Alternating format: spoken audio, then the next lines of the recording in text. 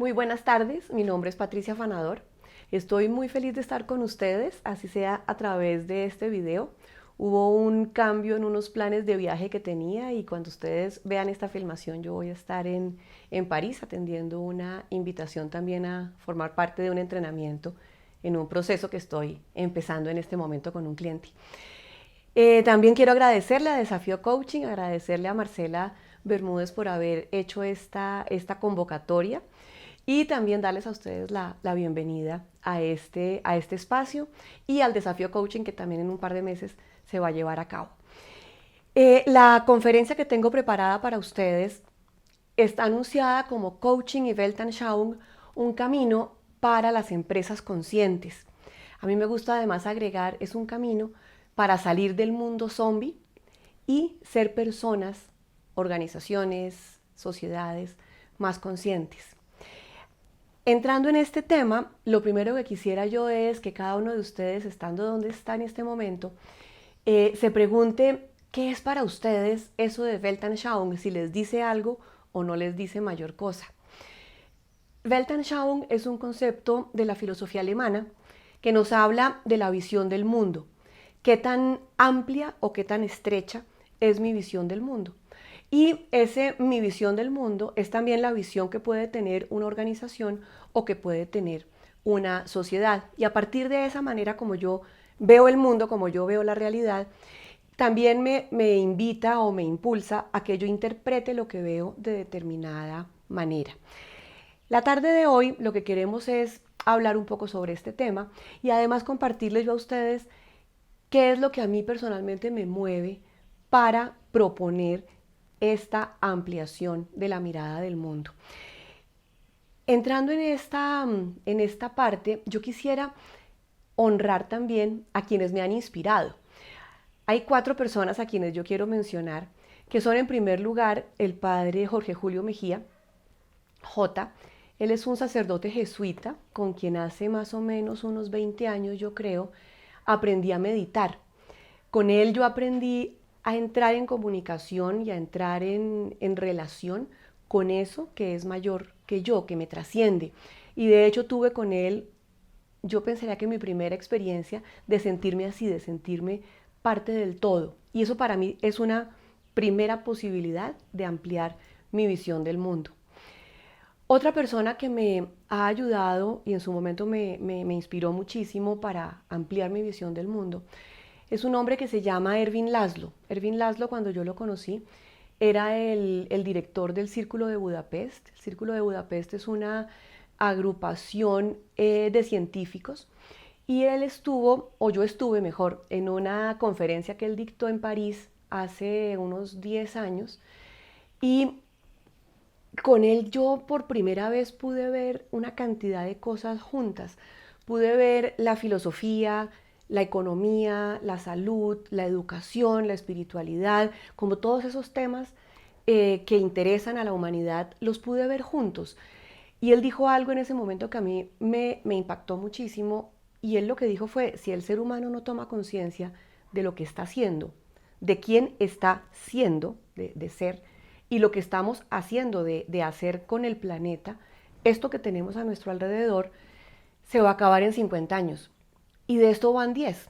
O sea que yo tengo una sensación interna de urgencia, de que realmente el ser humano y cada uno de nosotros haga algo diferente como persona, como sociedad, como empresas, como familias. Entonces Ervin Laszlo es otro de mis inspiradores. Otra persona que también me ha inspirado y de hecho a él debo el nombre de esta conferencia es mi esposo, Philip Poddevin.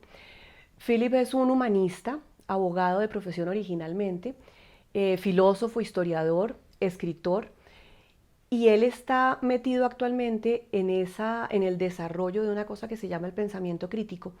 Y con él yo he estado también entrando en esa posibilidad de no traguemos entero, ¿cierto? Seamos un poco más escépticos, un poco más críticos con la información que recibimos en términos generales a través de los medios de comunicación, a través de la información que circula por internet tan fácilmente.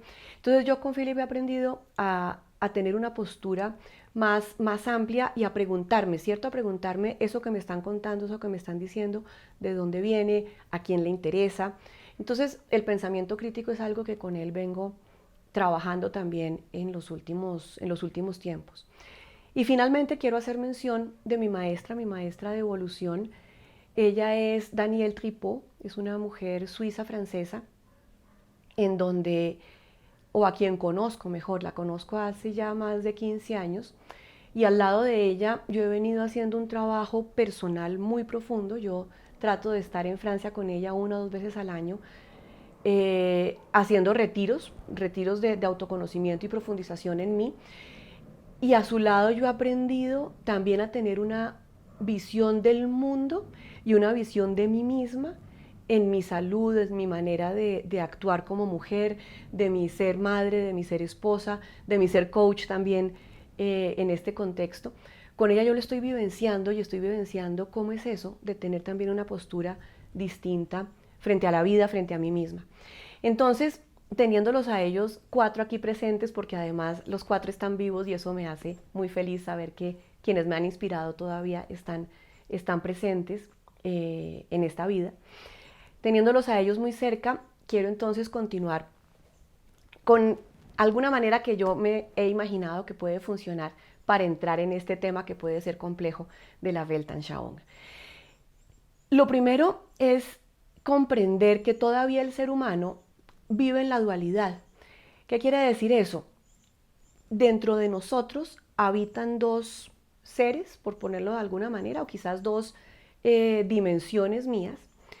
Y aquí también voy a mencionar a otro autor, él sí ya no está vivo, es Graf von Durkheim. Durkheim habla del ser existencial y del ser esencial. A mí la manera como él lo explica me parece que también es muy clara, porque dentro de nosotros habitan esas 2 dimensiones, el ser existencial y el ser esencial. ¿Cuál es el ser existencial? Voy a empezar por ese. El ser existencial es esa parte de mí que yo aprendo y que me permite vivir en comunidad. Cuando nacemos y vemos un bebé es ser esencial, ¿cierto? Es ternura, es amor, inspira cuidado. Eso es el ser esencial. Pero ese ser esencial tan pronto nace, o ese bebé tan pronto nace, la sociedad, los médicos, la familia, lo que ustedes quieran, lo empieza a envolver en capas de aprendizajes que le van a permitir comprender cómo adaptarse de la mejor manera a ese grupo al cual pertenece. Entonces, el ser existencial a partir de tan tierna edad nos empieza a decir, para poder tú convivir en esta familia, en esta sociedad, en este país, tienes que aprender y vienen una cantidad de criterios. Entonces, tengo que vestirme de esta manera, o hablar de esta manera, o interactuar de esta manera. Y eso obviamente nos permite sobrevivir y está muy bien. Lo otro también es que el hecho de aceptar yo como persona a ese ser existencial me permite una serie de garantías de pertenecer a un grupo. Entonces, el ser existencial definitivamente nos permite vivir en comunidad, nos permite sentirnos seguros, sobrevivir y, bueno, gracias al ser existencial también cada uno de nosotros ha llegado quizás hasta donde ha llegado en estos momentos. Ahora, la otra cara de la moneda es que el ser existencial, por la misma razón que son aprendizajes, también nos condiciona nuestras acciones, condiciona nuestros pensamientos, nuestras palabras, y claramente va limitando nuestra autenticidad. ¿Qué quiere decir que la limite? Pues que si yo quiero vestirme de cualquier manera, pues si voy a ir a una reunión en una empresa, pues quizás no me puedo ir de shorts y camisetas de tiritas, como decimos acá, sino tengo que vestirme de cierta forma. Entonces mi autenticidad empieza a ser limitada. Y eso es algo que pues de alguna manera puede incomodar. El ser existencial entonces me obliga también, y es una parte que puede ser muy incómoda, y en coaching lo estamos trabajando todo el tiempo, me impone máscaras. Entonces, para comportarme y ser aceptada en determinados lugares, pues tengo que ponerme máscaras. Y la otra parte que es muy complicada del ser existencial es que, como nos dice que lo adecuado en este grupo son determinadas cosas, inmediatamente nos separa de otros grupos. Entonces, el ser existencial va a empezar a quedar también en la dualidad de decir lo que está bien, lo que es correcto, es lo que está dentro de mi grupo y lo que está en otras partes es lo que desde mi mirada va a estar mal o es inadecuado. Entonces, el ser existencial, así como tiene ventajas, también tiene desventajas. Y dentro de las quizás desventajas, por ponerlo también en esas palabras ahorita, nos conduce a una cosa que es muy compleja que se llama el egocentrismo. Y puede ser el egocentrismo personal o el egocentrismo cultural. Y eso pues realmente nos genera nuevamente estas separaciones y cuando ya lo miramos en un contexto más grande, empezamos también a comprender por qué los países entran en disputas entre ellos, las religiones, los colegios, en fin, los diferentes grupos. Entonces, de alguna manera, nuestro ser esencial se empieza a ver aprisionado, por decirlo de alguna forma, aprisionado dentro de ese ser existencial. Ahora, el ser esencial, ¿quién es? Y esa es una parte que quizás se nos ha olvidado, porque el ser esencial es quien yo realmente soy. Cuando yo llego a mi casa y ya me quito todos los disfraces o las máscaras, eso que queda de mí es quien yo realmente soy. Ahora, el ser esencial también me conecta de una manera muy profunda, muy íntima, con lo trascendente, ¿cierto? Con el amor universal. El ser esencial me permite honrar quien yo soy, honra mi dignidad, honra mi amor propio. Y estos son temas que empiezan a ser un poco extraños de mencionar cuando estamos en un contexto organizacional, porque el ser esencial también me dice que yo soy única, que yo soy especial.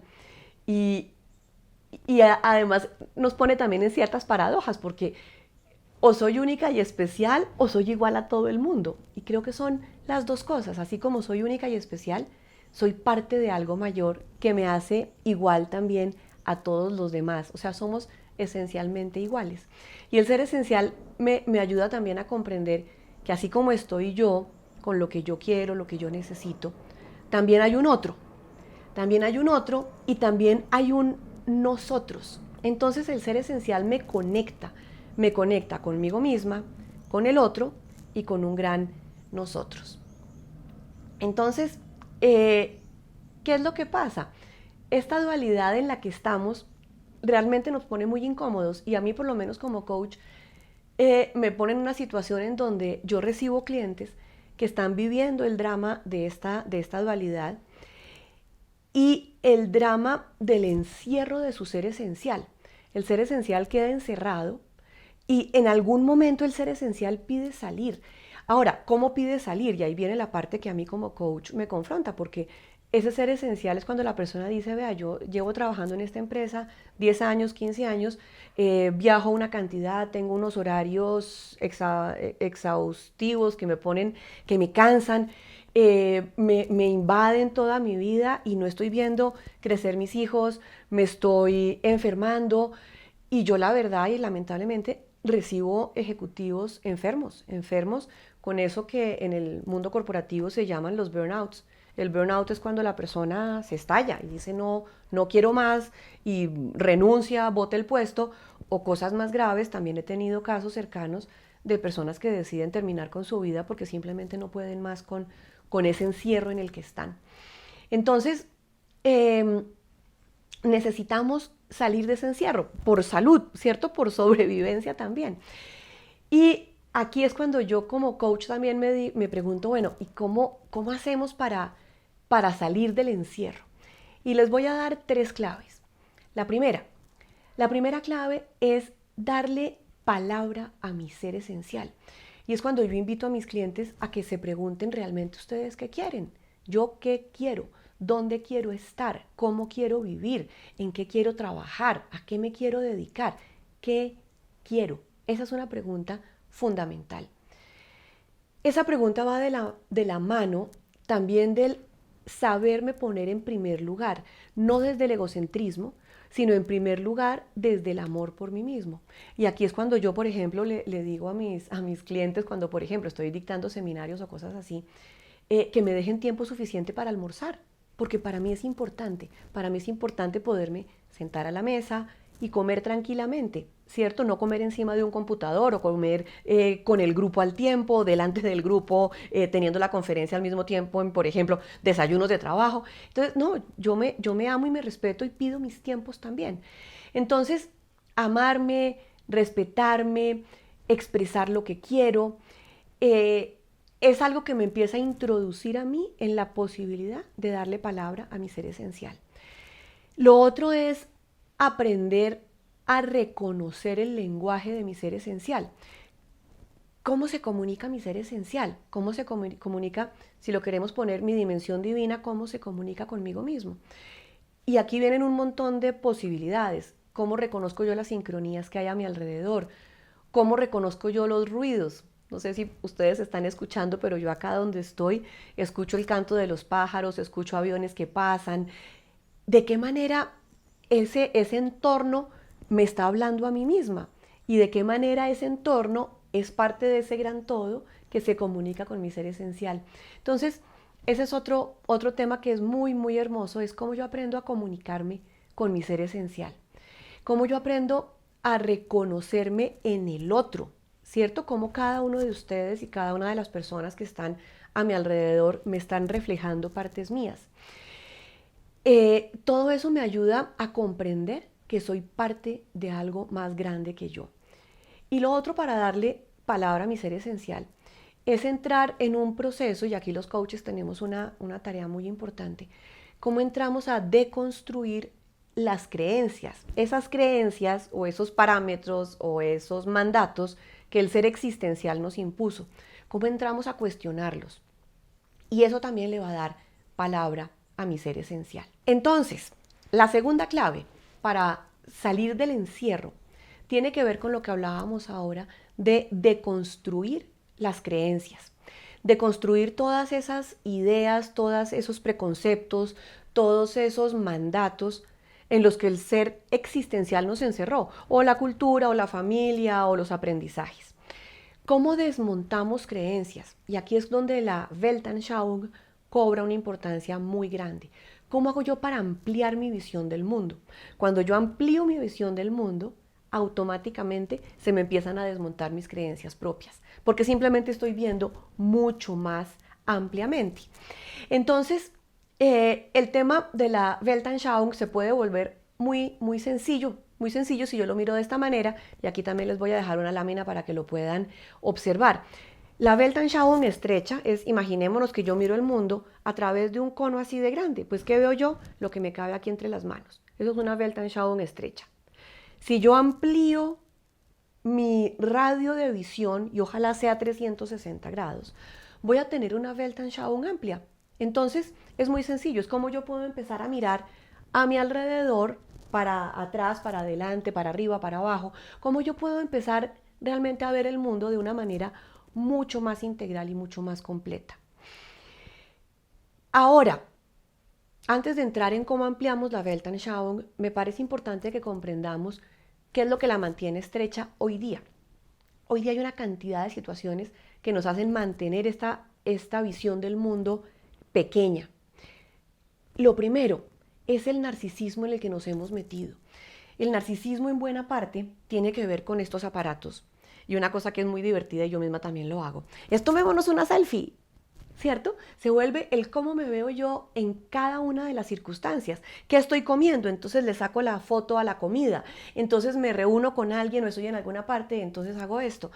Y luego aparecen una cantidad de programas que además me ayudan a componer cómo me veo. Entonces, si tengo pecas, me quita las pecas, si estoy con ojeras, me quita las ojeras. Entonces, el narcisismo se vuelve algo muy dramático. Es cómo me estoy viendo, y se vuelven otra vez a acentuar criterios de belleza, de bienestar, de viajes, de lujos. Entonces, este narcisismo nos lleva a tener unos nuevos criterios de estética, de perfección, y no es raro hoy día ver tanto a adolescentes como a personas mayores cayendo en crisis depresivas porque no alcanzan simplemente a tener los estándares de belleza que ellos mismos se han puesto en las redes sociales o en ese tipo de medios de comunicación. Entonces, el narcisismo, Internet en términos generales, nos mantiene también en esa estrechez de nuestra visión del mundo, porque definitivamente lo que circula por Internet, si bien puede ser muy amplio, también si no somos muy conscientes, podemos caer en los engaños de los fake news o ese tipo de información tergiversada o falsa.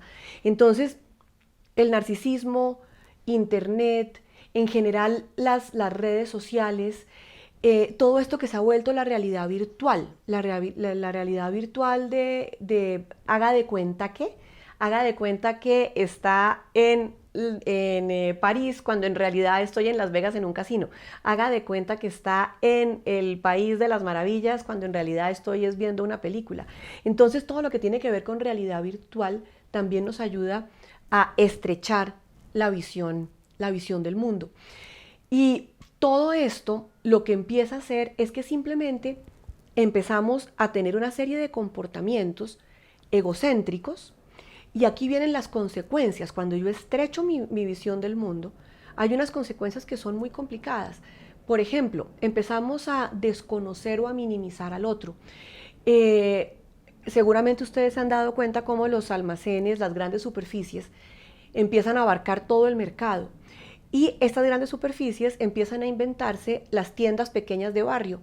Entonces, ¿qué pasa? Minimizamos a la tienda pequeña de barrio porque llegó la gran compañía, no importa cuál, que empiezan a ponerles competencia a estas compañías, a estas tiendas que son formas de subsistencia pequeña, familiar de ciertas personas, que no pueden competir, simplemente no pueden competir con las grandes superficies. Entonces se minimiza al otro. El hecho de tener yo esa Weltanschauung pequeña empieza a decirme lo que está bien es tener estos monstruos de compañías que abarcan todos los supermercados, tiendas de ropa y demás, y empezamos a achicar a otras personas o a otras empresas en este caso. El nosotros se reduce, es otra de las consecuencias de la Weltanschauung estrecha. Ese nosotros empieza a circunscribirse al grupo al cual yo pertenezco. Entonces, ¿de quién me ocupo o quién me importa? Ese pequeño grupo. Llámese la empresa, o llámese la familia, o llámese el lugar de la ciudad en donde vivo, el barrio. Entonces el nosotros se reduce. A mí me impacta mucho cuando la gente dice, por ejemplo, voy a botar la basura. Y yo pregunto, ¿dónde la vas a botar? Afuera. Y una vez le preguntaba yo a una amiga, ¿afuera de dónde? Me dice, pues, afuera de la casa. Y le dije yo, oye, ¿tú separas basuras? Ay, me dice, no, ¿yo para qué separo basuras? Si en todo caso, eso el camión pasa, la recoge y eso va todo para el mismo sitio. Todo va para el mismo sitio. Oye, ¿tú sabes para dónde va la basura realmente si uno no recicla y por lo menos hacemos el intento? Me dice, no. Le dije yo, oye, ¿tú sabes, has oído hablar de las islas de plástico en el Pacífico? Y se me quedó mirando como, ¿de qué estás hablando? Y le dije, sí, todo ese plástico que estamos botando, bien sea a los vertederos o bien sea a la caneca de la basura o la que recoge el camión, todo eso al final va a dar al mar. Y hay unas islas en el Pacífico que ya superan el tamaño de Francia. Entonces, esta señora estaba convencida de que estaba botando la basura afuera, pues afuera de su casa, afuera de su edificio, ¿cierto? Entonces, el nosotros era tan grande como el lugar donde vivía, el edificio en donde estaba viviendo. Entonces, esa estrechez del nosotros es otra consecuencia de la Weltanschauung pequeña. Otra consecuencia que para mí es gravísima es que entramos en lo que yo llamo el mundo zombie. ¿Qué es el mundo zombie? El mundo zombie es que yo hago lo que todo el mundo hace. Entonces, ¿por qué estoy a favor o estoy en contra de determinada práctica? ¿Por qué me parece que las vacunas son adecuadas o son inadecuadas? ¿Por qué me parece que ciertas dietas son mejores que otras? ¿Por qué estoy a favor de un político que está aspirando a la presidencia del país u otra cosa? Y simplemente lo hago porque todo el mundo lo hace. O mi grupo de amistades está de acuerdo con cualquiera de esos temas que estoy mencionando. Y eso inmediatamente me hace andar en automático. Entonces, parte de la estrechez de esa visión del mundo es la que me conduce a vivir en automático. Y esto pues como última consecuencia hace que este mundo, y aquí vuelvo a recordar a Ervin Laszlo, hace que este mundo deje de ser sostenible. Y ahí es cuando de verdad el tema se pone bastante más crítico, por lo menos para mí. Aquí en esta siguiente lámina les dejo las consecuencias de tener esa Weltanschauung estrecha. Bueno, ¿cómo ampliar la Weltanschauung? Ahora sí entremos en este tema que es fascinante. ¿Cómo hago yo para ampliar mi visión del mundo? Y aquí vienen cosas que pueden ser muy divertidas. Viajemos. Y viajemos a lugares desconocidos. Yo tuve la fortuna, tuve la fortuna de poder viajar el año pasado al sudeste asiático. Para mí fue un viaje fascinante. Fue fascinante porque desde Colombia literalmente es abrir un hueco y llegar al otro lado del planeta. Es una cultura totalmente distinta. Entonces, cuando a mí me decían Asia o me decían Vietnam o me decían Tailandia, para mí eran como, pues sí, países lejanos, pero no me podía imaginar mucho más. Ya estando allá, empiezo yo a ver con fascinación cómo su espiritualidad es tan distinta de la nuestra, cómo su manera de ver las relaciones familiares es tan diferente de la nuestra y es tan maravillosa. Entonces, viajar y ojalá a lugares recónditos nos va a permitir ampliar esa visión del mundo. La otra es que investiguemos la información que oímos o que leemos, que podamos leer en cualquier parte, en los medios de comunicación o en donde sea. Investiguemos más allá de una fuente. ¿Quién me está diciendo lo que me está diciendo? ¿A quién le interesa que yo vea la noticia desde este punto de vista? Estando hablando precisamente del tema de pensamiento crítico con grupos de líderes en una multinacional norteamericana precisamente, ellos decían, nosotros investigamos todo el tiempo, estamos viendo CNN, leemos el New York Times. Entonces yo decía, CNN, New York Times, ¿esos son medios de comunicación de dónde? Entonces ellos como que cayeron en cuenta en ese instante y les decía, eso les ayuda a estrechar su visión del mundo. ¿Qué dice Al Jazeera? ¿Qué dice Deutsche Welle? ¿Qué dice los noticieros rusos? Los chinos. ¿Cómo hacemos para tener acceso a información de otros lugares del mundo? Investiguemos en otras fuentes. Y otra cosa que nos ayuda a ampliar la visión del mundo es aprender idiomas. Aprendamos otro idioma. Cuando hoy día la gente me dice que hable inglés, yo digo, maravilloso que hables inglés. Y todo el mundo habla inglés. Hoy día no hablar inglés es prácticamente imposible. Entonces hablemos un tercer idioma. Aquí hablamos castellano, hablamos inglés, busquemos otro idioma. Hablemos francés, portugués, alemán.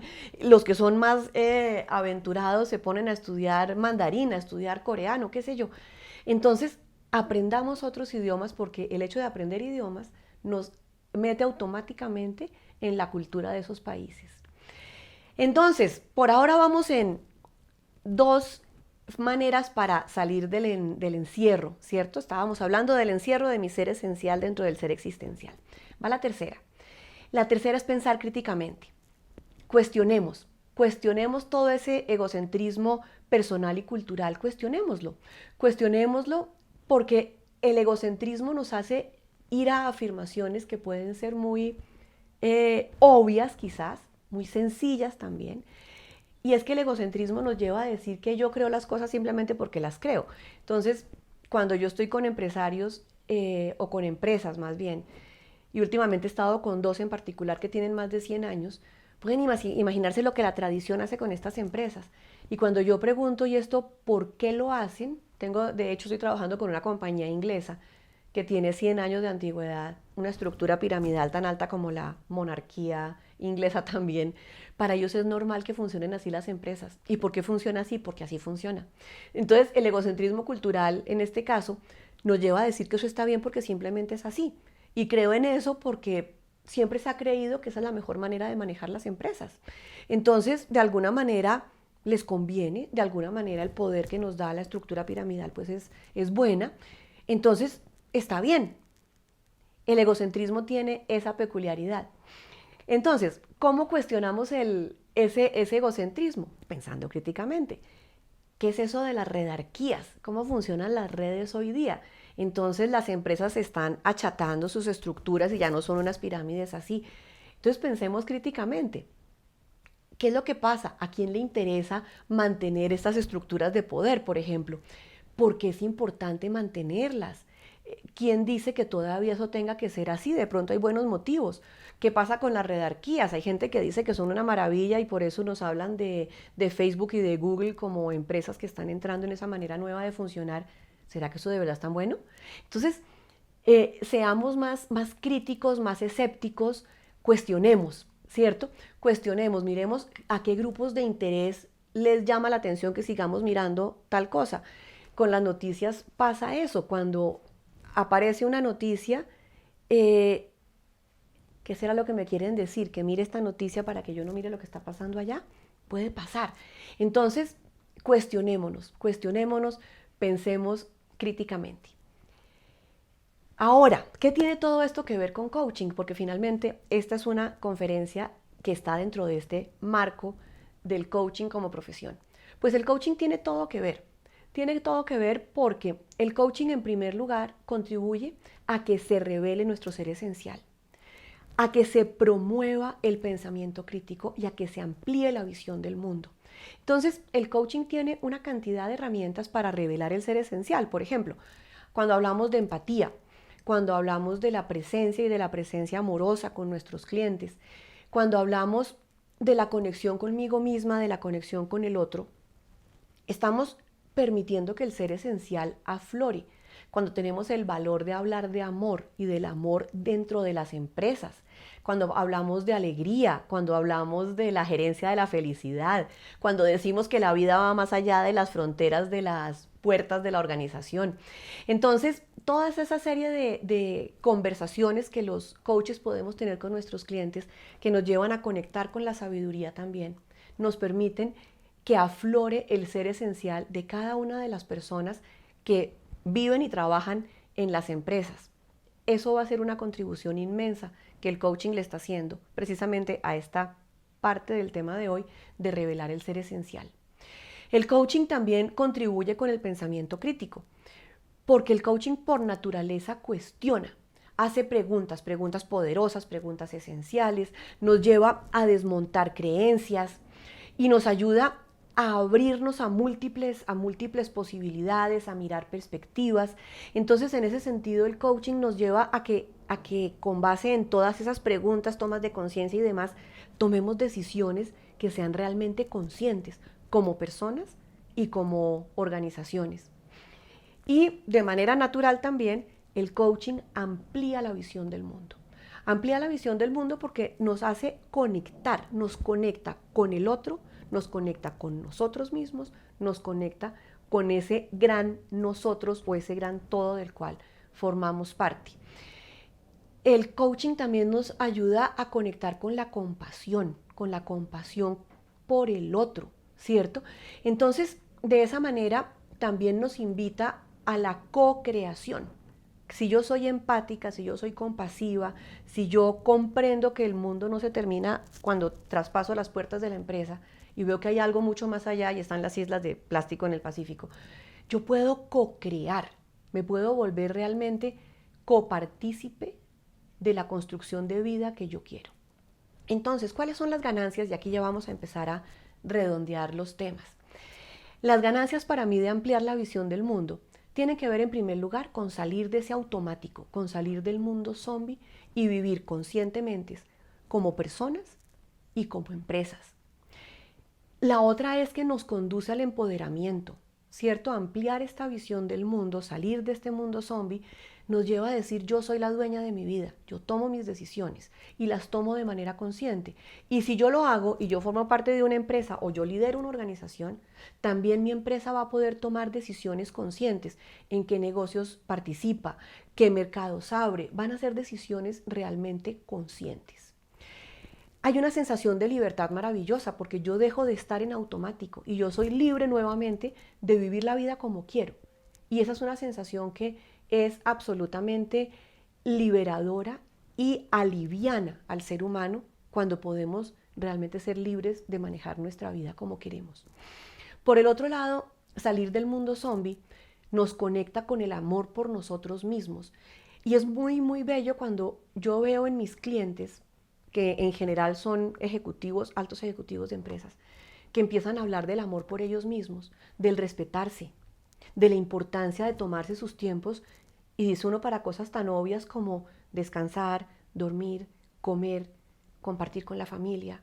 Es el amor por ellos mismos, por tener tiempo a solas. Bueno, es el amor por sí mismo. Y esa es una grandísima ganancia de salir del mundo zombie y de salir de esa Weltanschauung estrecha. La otra ganancia maravillosa es que tomamos conciencia del cuidado del otro. ¿Por qué? Porque empiezo con el amor por mí misma, me cuido a mí misma y se vuelve natural cuidar al otro.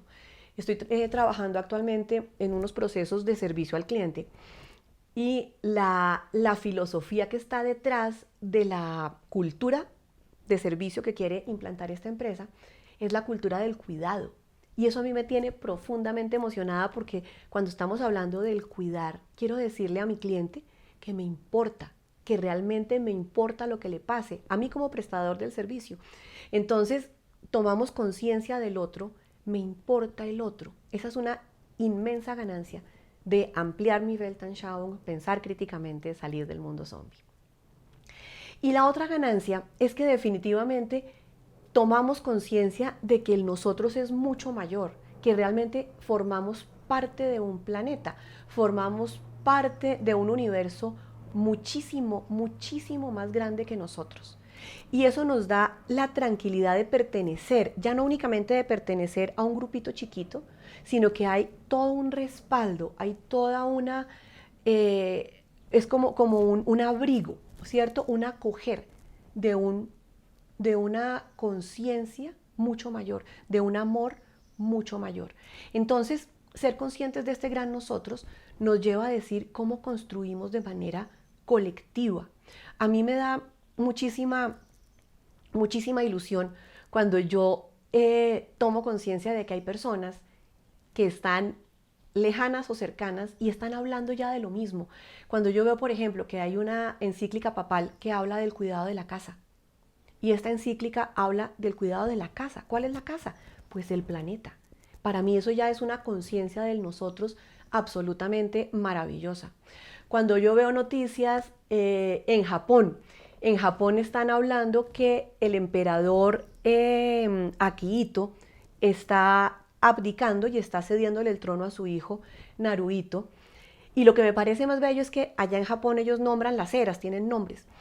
Y esta nueva era, con este nuevo emperador, se está llamando Hermosa Armonía. Para mí eso tiene todo que ver con lo que estamos hablando ahora. Realmente me importa el nosotros y queremos vivir en armonía. Por lo menos así lo expresan.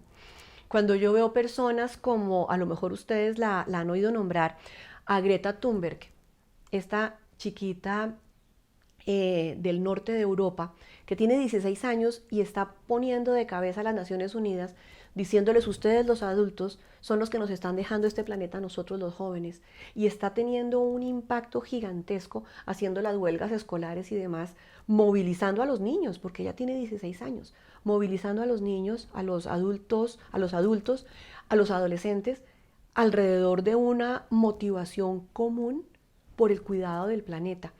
Entonces, para mí estos tres ejemplos que les menciono ahorita, de la encíclica papal, del cambio del emperador, de los emperadores o la transición del imperio en Japón, de Greta Thunberg, a mí todo esto me llena de ilusión y de esperanza para decir: sí se puede, sí podemos vivir en un mundo que sea diferente, sí podemos construir empresas que sean distintas, empresas que sean conscientes. Entonces, les dejo esas reflexiones esta tarde de hoy porque yo definitivamente reconozco que somos uno, y si tomamos conciencia de ese soy uno, realmente a mí lo que le pasa al otro me duele a mí también. Entonces los dejo con estas reflexiones y los dejo con esta frase de mi maestra, y es además mi deseo para ustedes: que la fuerza del amor, la alegría de vivir, la abundancia, la sabiduría, el conocimiento, la armonía y el amor alimenten sus almas y sus vidas. Muchísimas gracias por estar acá.